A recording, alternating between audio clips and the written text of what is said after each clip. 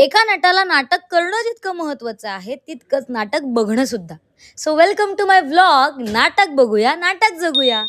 Rehearsal आटपून मी जेवून घेतलं आणि मग रेडी व्हायला गेले. छान मेकअप वगैरे करून चेंज करून घेतलं, मग निघाले. दादाने मला स्टेशनला सोडलं. मी ट्रेन पकडली. ट्रेनमध्ये मोठासा पेरू पण खाल्ला. मग मी पोचले राम गणेश गडकरी रंगायत. आज आपण बघणार आहोत बेबल्याचं घोळ. हे नाटक माझ्या मित्रांचं असल्यामुळे मी बॅकस्टेजलाही गेले. तिथे लाईट्स आणि सेटचं काम चालू होतं. हळूहळू प्रेक्षकही जमायला लागले होते. मग मी तिकीट घेतलं आणि मग आम्ही नाट्यगृहात गेलो. पण आज माझ्यासोबत होत्या एक स्पेशल व्यक्ती, त्या म्हणजे माझ्या सासूबाई. हळूहळू सगळे प्रेक्षक सेटल झाले आणि मग सुरुवात झाली ती नाटकाला. ही आहे माझी मैत्रीण हेमांगी, एनर्जीचा ब्लास्ट असलेली मुलगी. हा सुभ्या, कॉमेडीचा किंग. आणि हा आहे क्यूट सुमित दादा. खरं तर हे नाटक मी एका विशेष व्यक्तीसाठी बघायला आली होती. तो म्हणजे माझा मित्र. अय्या, मित्राची मैत्रीण कशी काय झाली?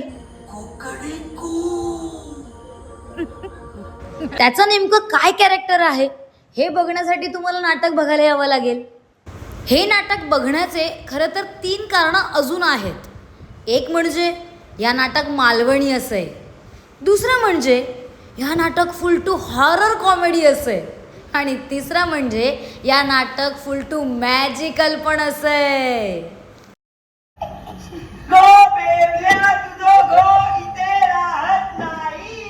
त्यानंतर झाला इंटरव्हल. मग इंटरव्हलमध्ये मी आणि माझा छोटा मित्र खूप गप्पा मारत होतो, मस्ती करत होतो, कारण की बरेच वर्षाने भेटलो होतो. मग झाला नाटकाचा दुसरा अंक सुरू.